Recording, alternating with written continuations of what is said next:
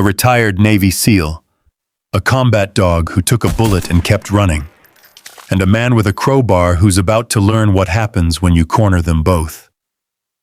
This is the story of Luke Mercer, and the night 3 knocks on glass pulled him back into a war he never expected to fight on American soil.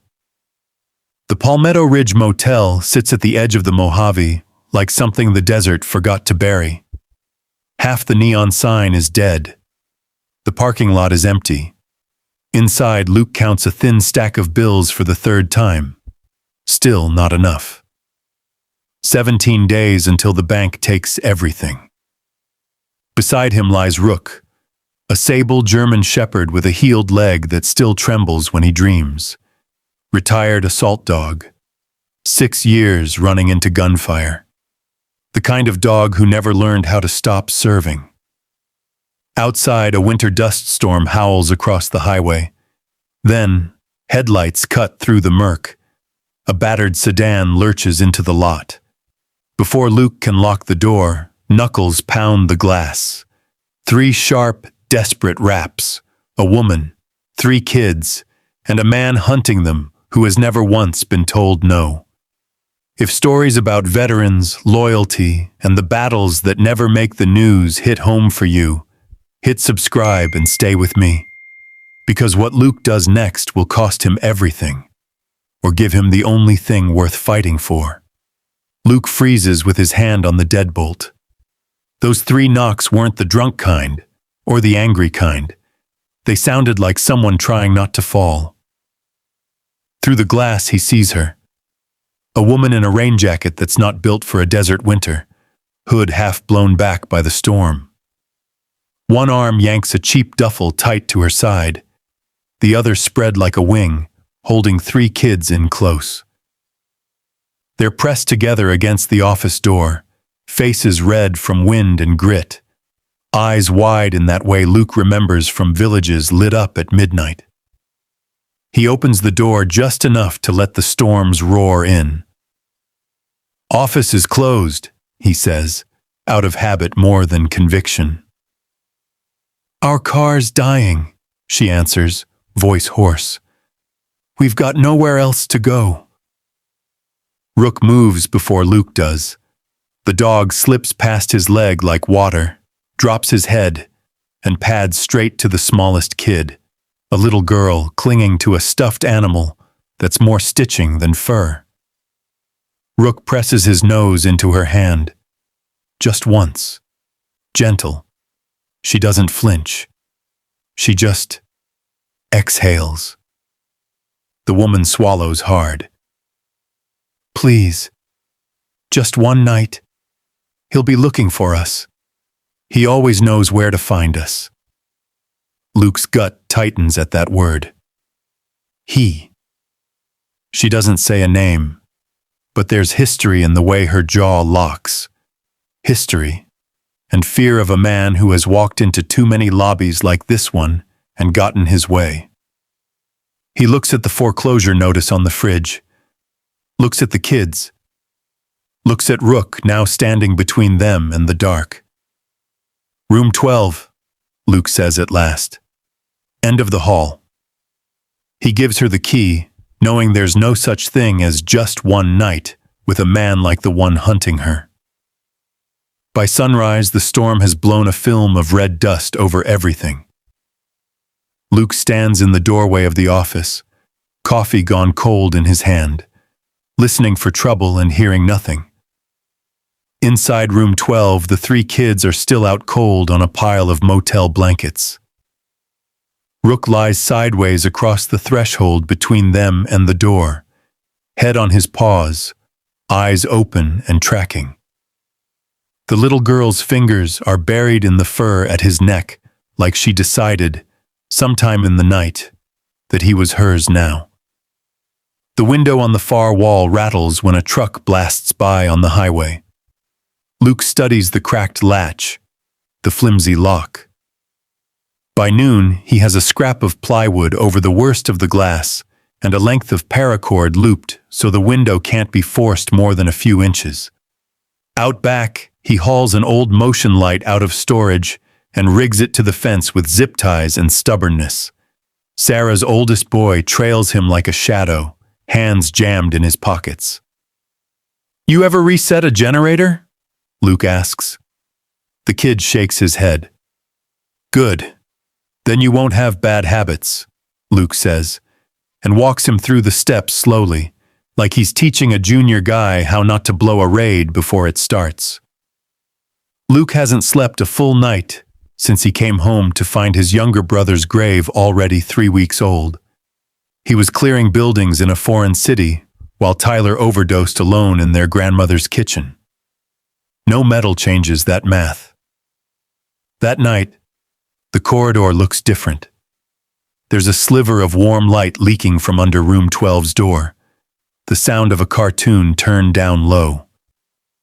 Rook does slow patrols up and down the hall, checking every door before settling again across theirs like a living barricade. And in the small hours, when an unfamiliar pickup eases past the sign and doesn't stop, Luke feels his stomach drop and knows the quiet isn't going to last.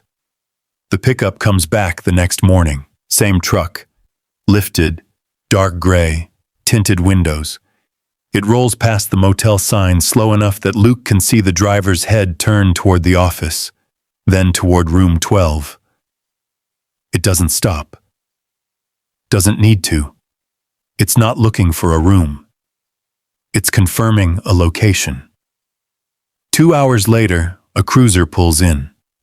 The sheriff steps out like he owns the asphalt, boots crunching on gravel, one hand resting easy on his belt. He's got the kind of face that smiles too much and means none of it. Luke knows the type. He's briefed men like this. He's watched them shake hands with warlords and pretend it was diplomacy. "Luke Mercer," the sheriff says, like they're old friends. "Heard you've got some guests." Luke doesn't move from the office doorway. "Motel's open to the public." "That woman's got a history," the sheriff says, voice dropping like he's doing Luke a favor. "Custody issues, mental health stuff. Her ex, Cole Vance, he's a good man. Decorated deputy before he left the department. She's been dragging his name through the mud for years." Luke says nothing. The sheriff leans in. "Don't harbor that woman and her lies. You've got enough trouble with the bank. Don't make more." He tips his hat and drives off like he's done his civic duty. That night, Sarah tells Luke everything. The restraining order Cole violated twice, and the judge who called it a misunderstanding. The bruises she stopped photographing because no one believed her anyway. The night she packed 3 bags in the dark and drove until the car started smoking. "He knows every motel in 4 counties, she says. "He'll find us. He always does."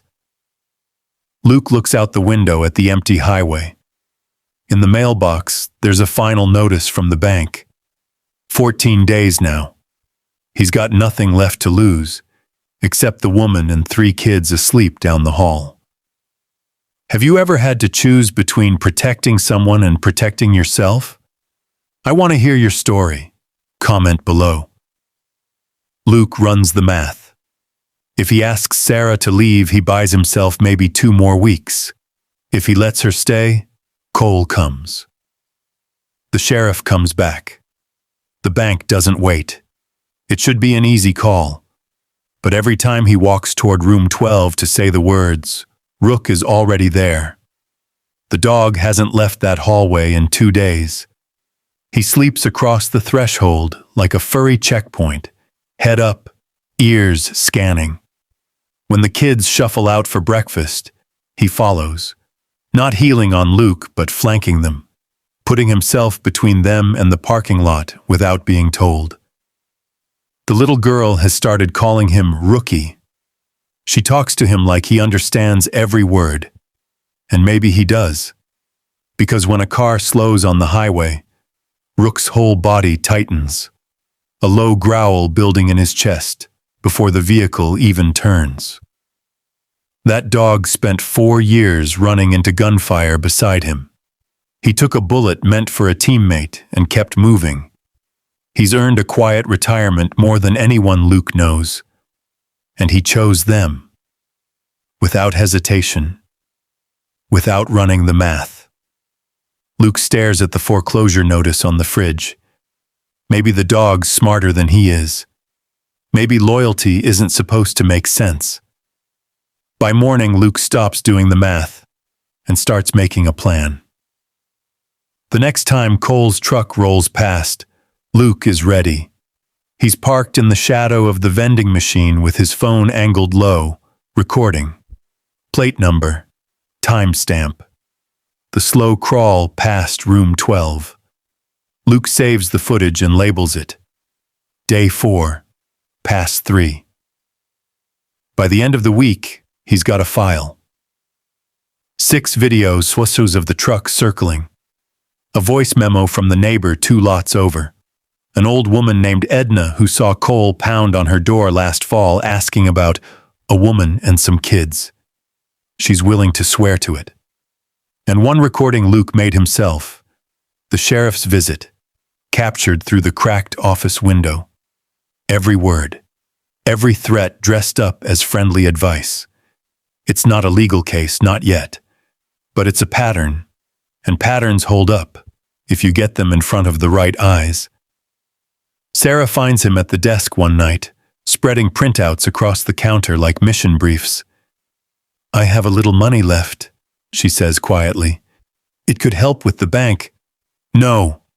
Luke doesn't look up. "You keep that. For the kids. For whatever comes next." "Then why are you doing this?" she asks. He finally meets her eyes. "Because if they come for you," he says, "they come through me and my dog." It's not a promise he makes lightly. He's made promises like that before, in places where breaking them meant people didn't come home. And somewhere out there, Cole is circling closer, certain that no one's going to stop him. He's about to find out how wrong he is. Cole comes on the 7th night. 3 men, 1 truck, a crowbar swinging loose in the driver's hand as he steps out into the gravel lot like he's done this before and never once been told no. Luke hears the engine cut from inside the office. He doesn't reach for a weapon. He reaches for his phone. By the time Cole's boot hits the front step, Luke is already streaming live. Camera up, angle steady, the timestamp running in the corner of the screen. The lobby door crashes inward. Cole fills the frame, bigger than Luke expected, meaner than the stories suggested. His 2 buddies hang back by the truck, watching the road. "You've got something that belongs to me," Cole says. Luke doesn't flinch. "She doesn't belong to anyone." Cole takes a step forward, and then Rook is there. The dog moves like smoke, slipping out of the hallway and planting himself between Cole and the corridor to room 12. His head drops low, hackles up, a growl rolling out of his chest like thunder before a storm. Cole freezes. He's faced down drunks and addicts and men half his size. But he's never faced something like Rook. 60 pounds of scar tissue and silence. Eyes locked, every muscle coiled and waiting. "You're on camera," Luke says, voice flat. "State police are already on the line. You want to add assaulting a federal witness to stalking and breaking and entering?" Cole's jaw tightens. For a long second, no one moves. Then, loss of confidence, hesitation, the math finally catching up. He backs out the door without another word. 40 minutes later, state troopers pull into the lot. Cole is arrested on the highway, crowbar still in his truck, 2 witnesses ready to talk. Sarah stands in the doorway of room 12, arms wrapped around her kids, watching the lights fade down the road. For the first time since she started running, she exhales like she believes it might actually be over. What moment made you realize Luke was going to win this fight? Let me know in the comments. Spring hits the Mojave like a quiet apology. The dust settles. The wind softens. And one morning, Luke walks outside to find the desert floor brushed pale green, wildflowers pushing through cracks in the asphalt like they've been waiting for permission. Cole's trial date is set for June. The charges stuck this time: stalking, assault, violation of a protective order. His buddies flipped fast once the state police started asking questions. The sheriff quietly retired 2 weeks later.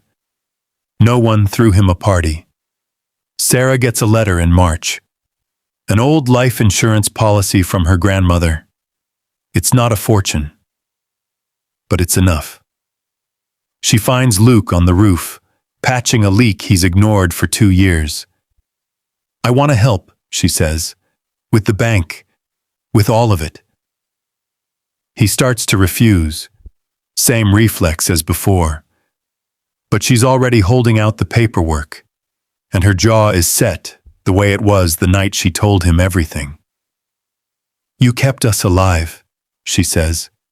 "Let me help you keep this place alive too." They pay off the lien together, side by side at the bank window, signing papers like it's a peace treaty. By April, room 12 has fresh drywall, new paint, and a window that actually locks.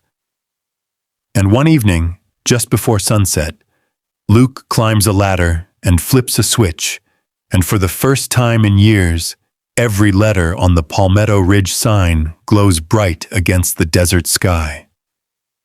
The motel reopens, not as a failing roadside stop, but as a haven, a checkpoint for the lost, a place where someone will open the door at 2 a.m. and mean it. Luke still doesn't sleep well. Old habits, old ghosts, the kind of wiring that doesn't just switch off because the mission's over.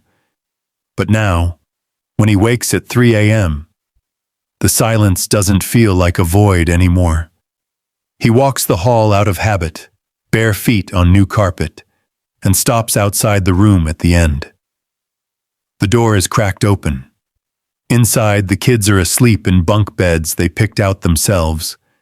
Mismatched sheets, stuffed animals piled high, a nightlight shaped like a star glowing soft in the corner.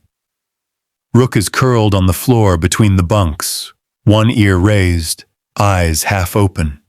He sees Luke in the doorway.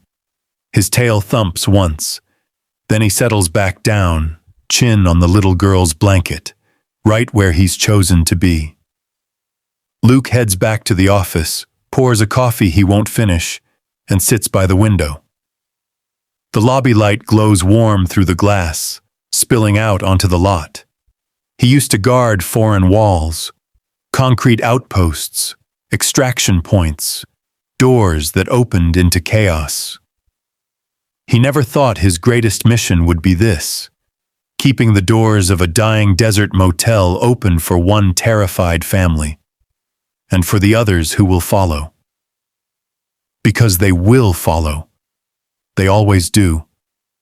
And when they knock, at 2 a.m., in a storm, with nowhere left to go, Luke will be here.